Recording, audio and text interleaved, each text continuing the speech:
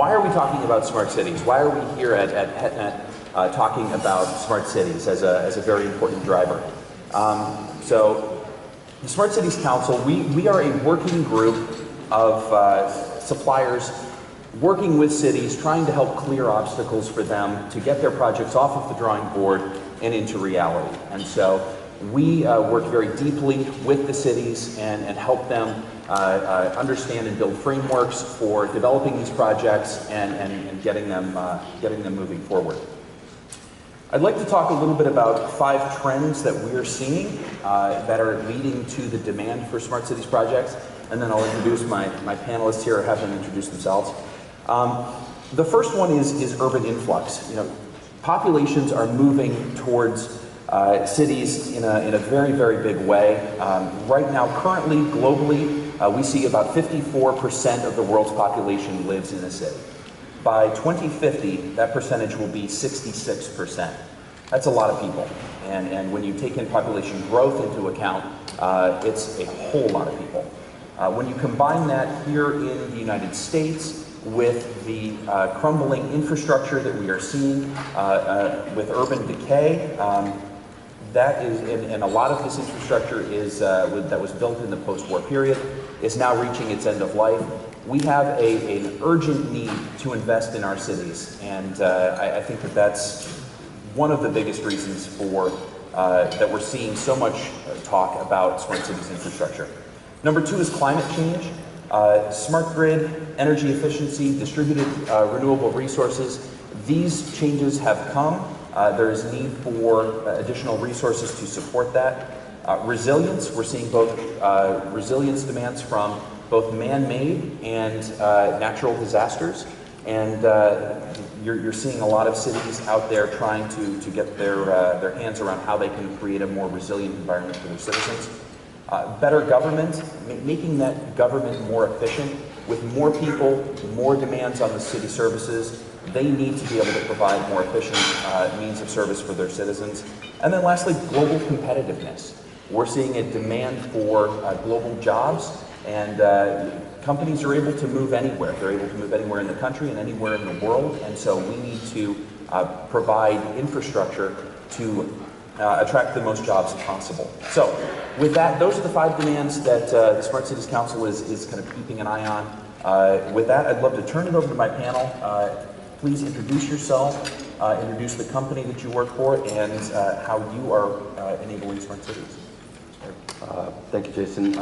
Excuse me, Todd Christner. I'm with Corning Optical Communications, and we're engaged in smart cities in several different ways, from the city infrastructure, outside plant, into the in-building structures that go in that enable this mobile environment that we work within. I'm Bryan Darr, President and CEO of Mosaik. Certainly appreciate you having us here, Jason. My company tracks networks, coverage, and experience of devices and users on the networks. I'm Steve Crout, and I'm Vice President of Government Affairs for Qualcomm. And of course, Qualcomm is a leading provider of wireless communication services. So we really view our role as a partner and an advisor to cities, asking them, what are your communications needs? How can we help you build a communications architecture that suits those needs, working with your existing infrastructure and then identifying gaps and improving the overall system. I personally actually work in Washington, D.C. and spend the bulk of my time walking the halls of Congress and working with the federal agencies to try to coordinate policy around smart cities. Hi, my name is Rasweiler. I work with SpiderCloud Wireless. We provide a system to mobile network operators, allows them to deploy dense indoor systems of cellular infrastructure. We support the Smart Cities initiatives by allowing network operators to deploy very, very high capacity systems using existing infrastructure, whether that's wiring within a building or existing fiber systems or IP backhaul to existing buildings. And we have a lot of feelings about how reusing existing infrastructure is an important component to the Smart Cities initiative. Hi, Jake Rasweiler. I'm the Chief Operating Officer of SWI. We're a global engineering and strategy firm. We work with our customers who are often investors, network operators, and technology companies to design solutions, work with customers to implement those solutions, and help them sustain the operations of their networks. Terrific. All right, so we're just going to go down the line. Each of my panelists here has been working with cities to try and help them enable their smart cities infrastructure. So with that, I'd like to ask kind of to have them help us understand which applications they've been involved with and which deployments they've been working on. So can you start? We've been involved with a lot of different municipalities from several different aspects, from just enabling the outside plant and the infrastructure that goes in to support that, and then how they design those and enable those. What we're seeing the progress happen, or the change happen, is that municipalities are getting more interested in how do they provide a connected environment for this mobile lifestyle with which we work in. So at Corning, we'd have one side of our business would deal traditionally in the wireline side with the carriers and alike, and how we're going to design and put the fiber infrastructure into the city streets that connect the buildings. Another side of our business works inside the buildings and what's happening in the data centers and the cloud and those aspects. We're seeing is all that's merging together.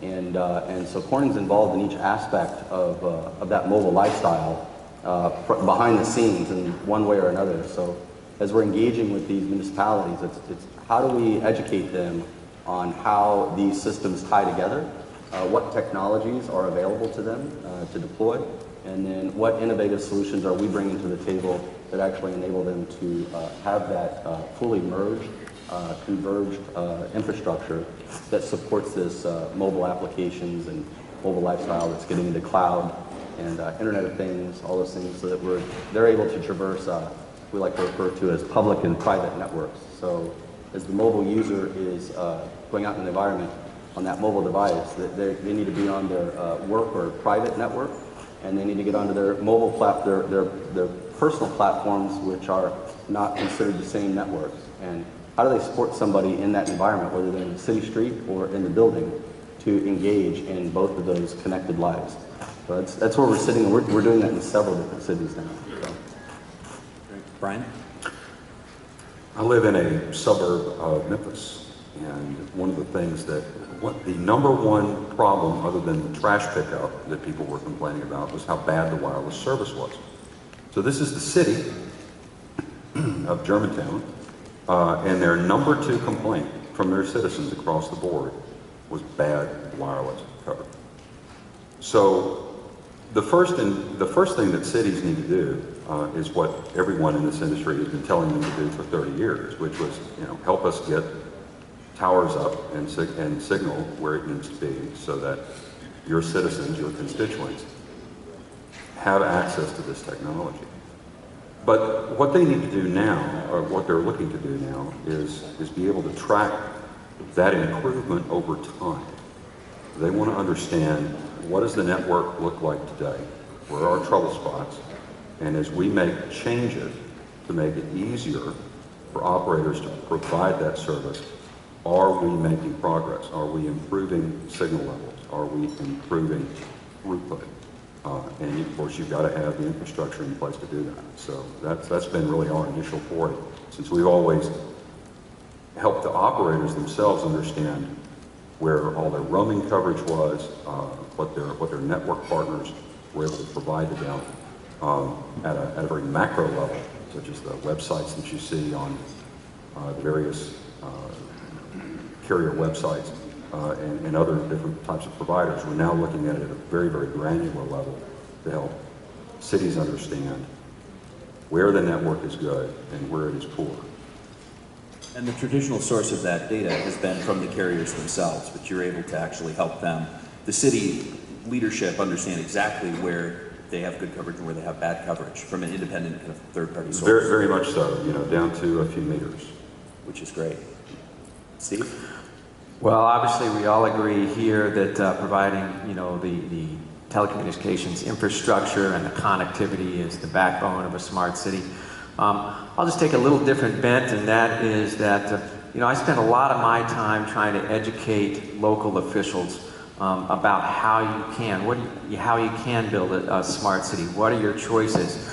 What are the potential barriers? And one of the great things we have is a partnership with the Smart Cities Council that has a wealth of public resources that are available to the cities, such as a readiness guide that is really a technology, a portfolio of existing technologies that cities can utilize in the various verticals, whether it's energy, water, transportation, or public safety. And so you can lay this booklet out on a mayor's desk and say, here are your choices, what are your needs. They also have a very unique financing guide.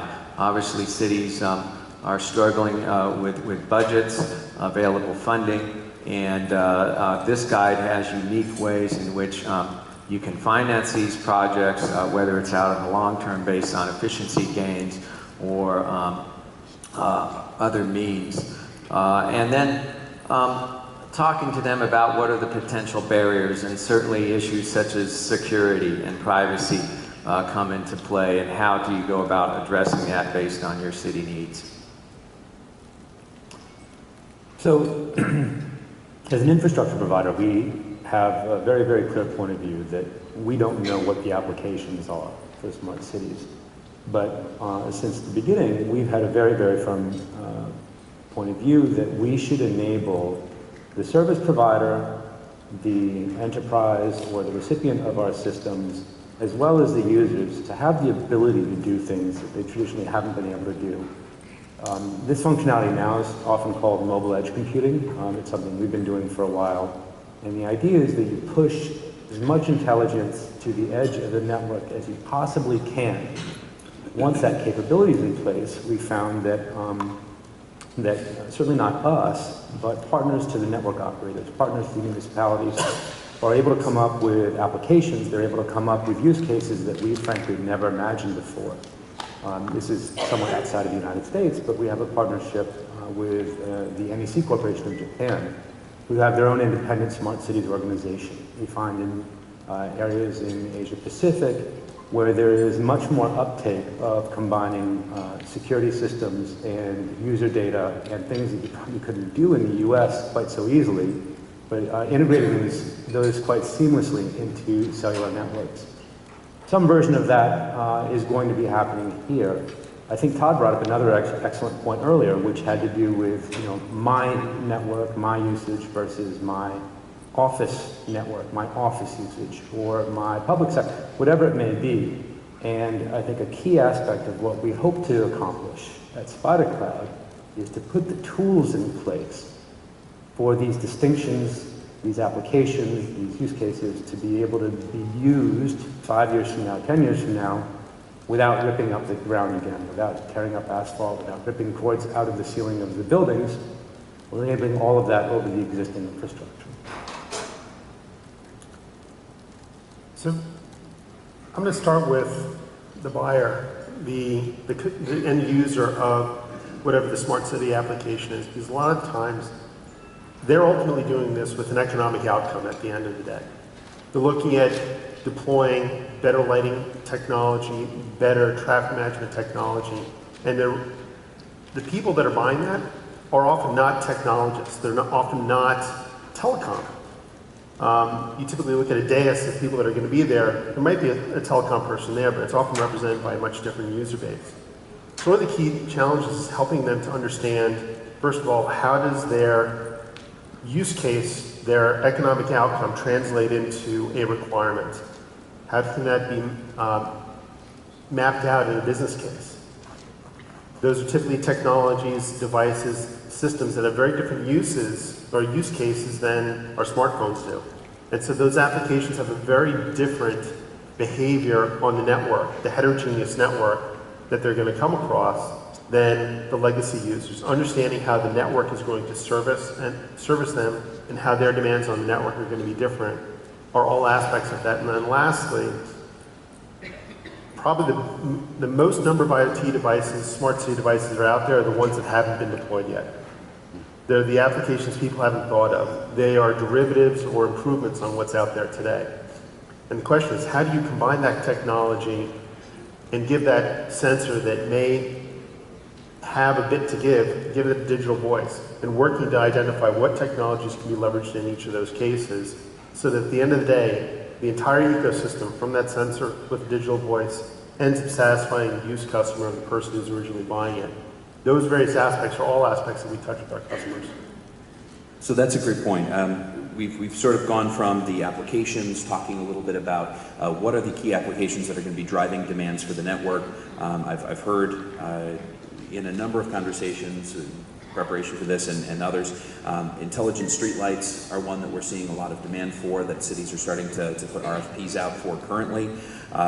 Waste container sensors, we've seen digital citizen engagement, we've seen multimodal transportation and autonomous vehicles.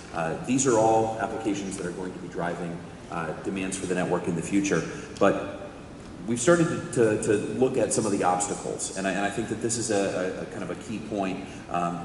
For all of us in our daily lives, we're trying to clear those obstacles and get to action. So I'm going to ask each of you, what is the biggest obstacle that you see for the development of smart cities? And I think we've touched on some of them already. Todd, you want to start us out? Probably the biggest challenge when we walk into a room and have this conversation is money. Budgets, dollars, how do you pay for it? And as we start to traverse that landscape and help them understand it, the organizations, municipalities, enterprises, the traditional procurement process is so siloed. And there's budget dollars in several different buckets within these municipalities. And probably the best example that I can come up with that's the clearest one is we worked on one with White Plains School District. And when we first engaged with them, they were looking to improve their fiber ring. And as we started to peel the onion back on that a little bit and understand what they were looking at, the requirement was no student left behind, was what they were trying to get to. And their budget dollars to get to there was capped off at a specific dollar amount, and so they could only do the middle school and the high school. Well, as we started to dig in and work with them even more, we realized, well, there's this facilities budget to build out IDF closets and to improve the facilities to start to support the network, the actual base infrastructure that needed to go into those buildings. And so as we started to redesign it with them and look at it from, I'd say, a smarter aspect, looking at it from how do you push these actives further into the environment, get fiber further out there, use some of the technology that's available to you today. At the end of the day, to kind of shorten that story up, we were able to get all 11 buildings done for about $50,000 over their original budget, because we were able to take the facilities budget and take the stuff that they didn't need to spend there and pull it into the IT budget, take other budget areas and pull those in. And I'd say that's the biggest challenge, and it really took somebody, it took the CIO, Ron Velez, to really kind of break down those walls inside his own organization to be able to start to go find those budget dollars and to bring them into his, and that the overall school had the money. It was just in different pockets. And so when we walk into municipalities, that's what we find, is that there's money in lots of different places. And the work on our part, we find, is to help them find them and help them bridge those gaps and create those synergies and kind of tear down those walls. So we spend a lot of time doing that. And that's why I say when Corning said we work in data centers, and so we know there's budget dollars and different efforts happening within the organization that people within the organization or the municipalities don't even know is going on in a different part of the city. And so it's connecting those dots for them and helping them understand you're both trying to get to that corner. If you do it together, we can get to multiple corners. Yeah, that's something we see in our readiness workshops with individual cities. It's important to bring all the stakeholders to the table so that they're able to identify where they have confluence of interest. It's great. Well, I'm not going to argue that money is the #1 problem. That's why I went first. So now that you've taken that one, none of this works without network availability.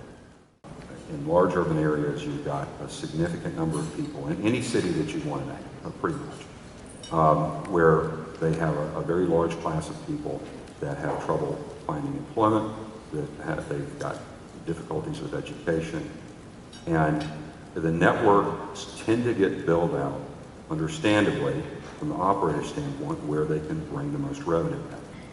The cities need to make sure that the other parts of their territory that they're responsible for are also served well by these networks. And understanding what the performance of those networks are within, across their entire territory is going to put them in a much stronger position to negotiate and a much stronger position to help the citizens that are now almost fully dependent on mobile communications for access to the web, access to emergency services for 911, et cetera.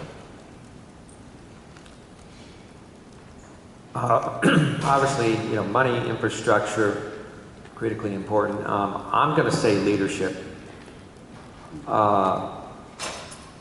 all are fortunate to live with the benefits of democracy, but with that democracy, we have the challenge of that freedom of choice brings us. So every state, every city, every town, every department has choice. And this can create inherent difficulties in building out an interoperable system.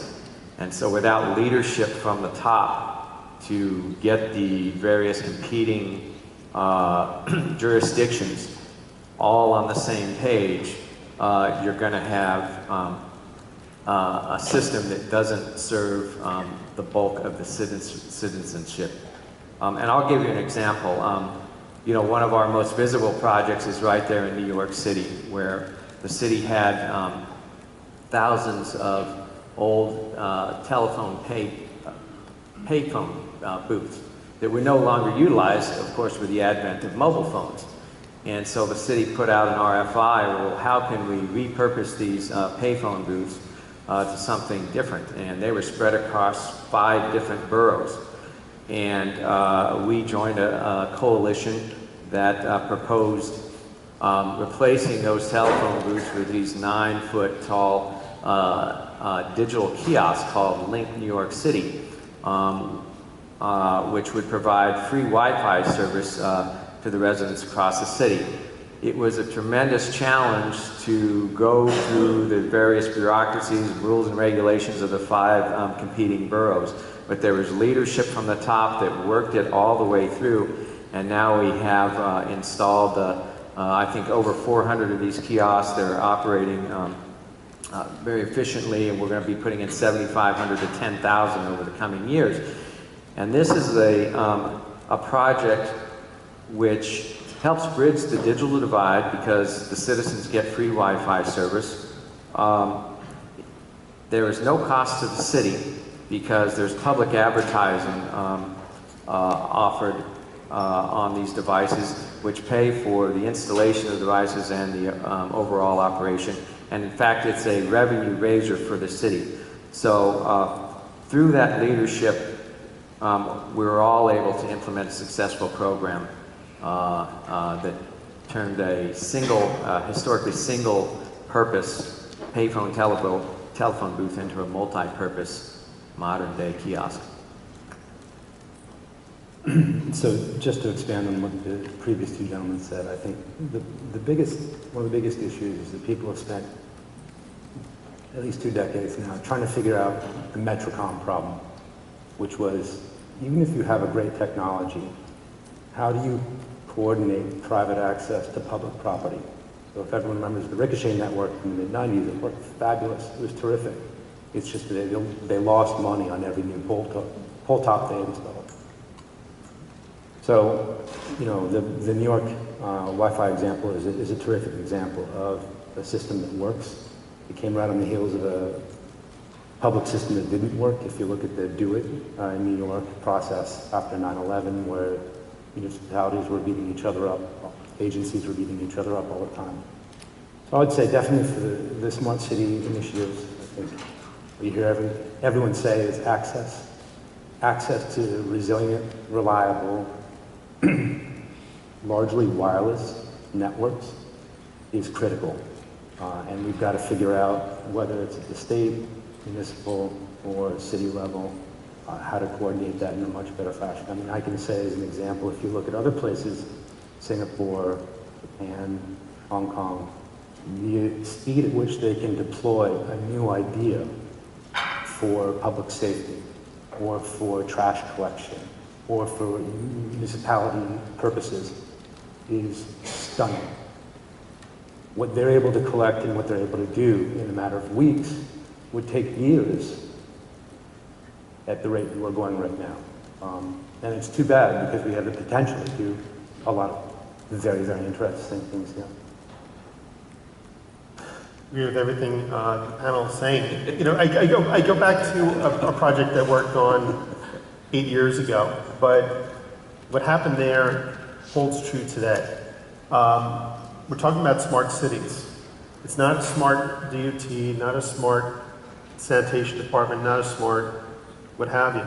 So the project was actually in Vermont. Vermont got, during the stimulus funding, got broadband grant funding for broadband expansion, and they also got smart grid funding to roll out smart meters across the entire state.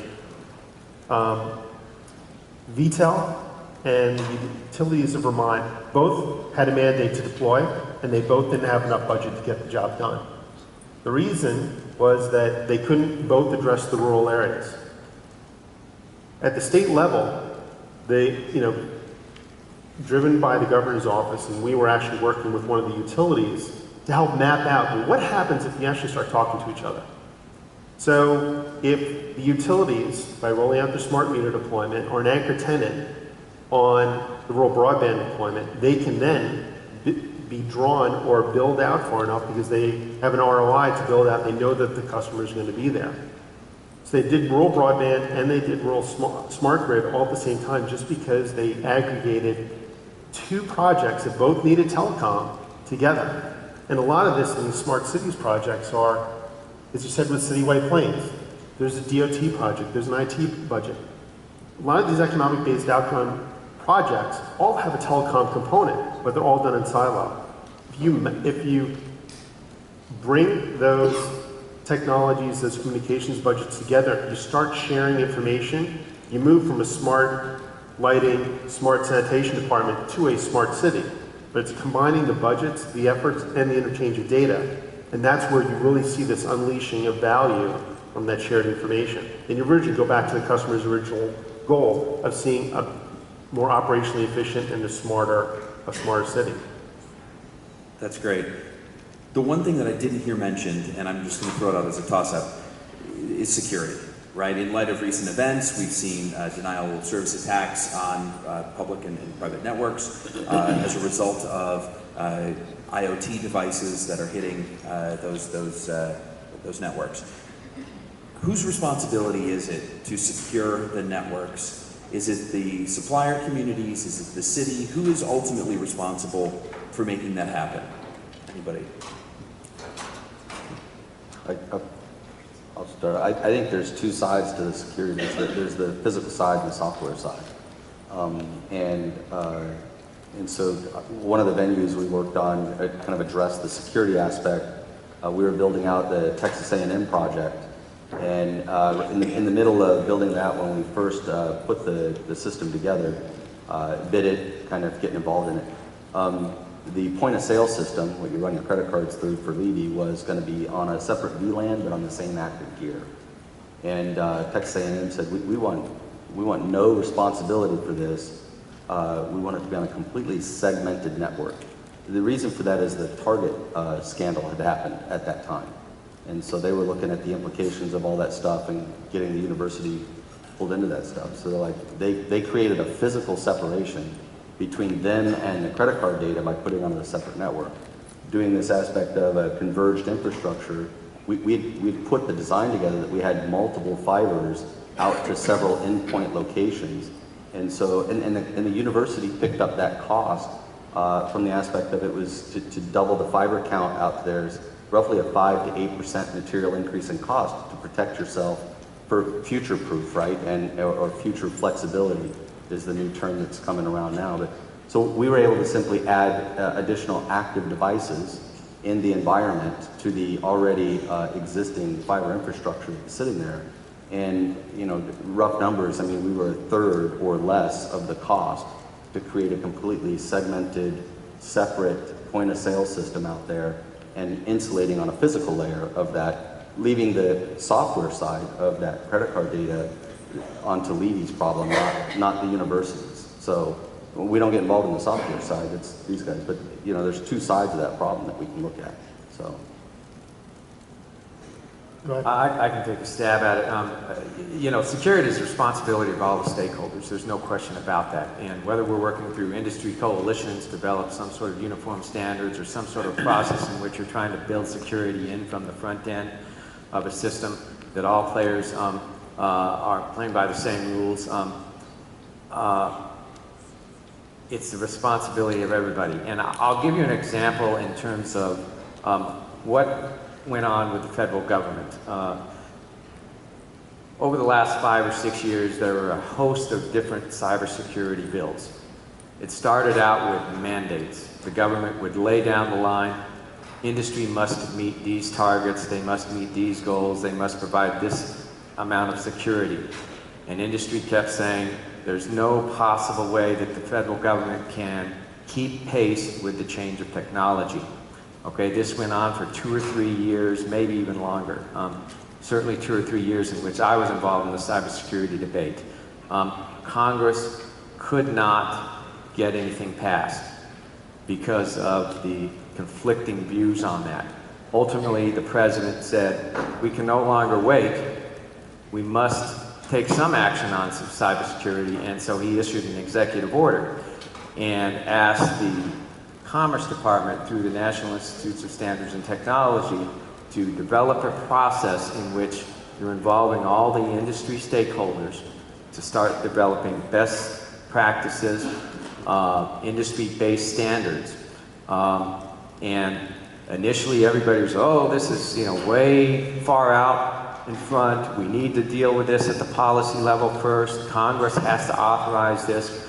But as the players went through the process at NIST, everybody became much more comfortable with that process. There was a lot more information being shared amongst the stakeholders, and I think it's now a very highly regarded program. So that's on cybersecurity as a whole, but there are certainly questions now in terms of how cities deal with this and the new, you know, connectivity points, you know, going from either 7 billion cellular connections today, now we're talking 50 billion new connections by the year 2020 through the Internet of Things. So, Yeah, I was going to say, what you said, and you gave a very good summary of, you know, what NIST did and what they went through. If you look at NIST, if you look at FERC, you look at a lot of the agencies that drive security standards, there's two aspects to it. One is the technology side, making sure the technology is designed up front to be secure. It's implemented, don't share what you shouldn't because of security domains within the enterprise. But when you look at some of the standards that are out there, one of the most important aspects of it is that during the 2 or 3 years you're building it, it's one thing, but making sure that you have sustainable security stance over the 20-year operational life.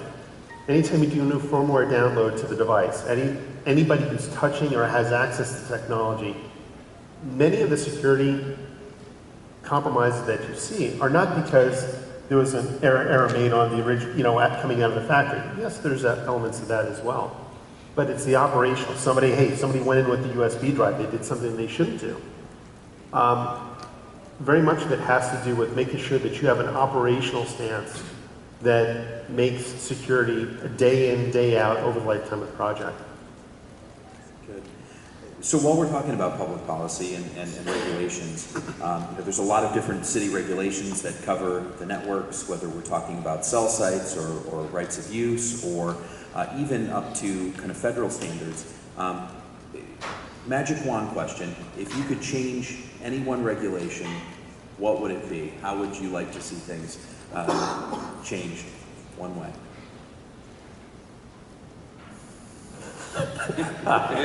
Regulations? Yeah.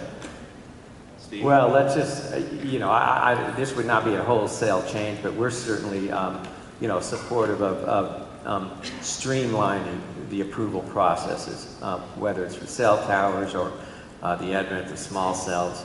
To the extent those approval process can be expedited and streamlined will be very helpful. I agree. All right. Okay, so then let's shift gears a little bit to the future of the smart cities.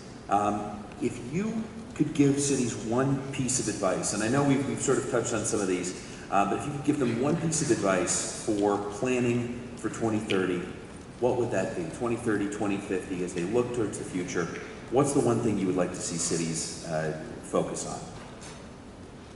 I would like to see them focus on, just like your Department of Public Works or your plumbing or your electricity, a lot of those things are considered, utilities that go into the city to actually help the city survive.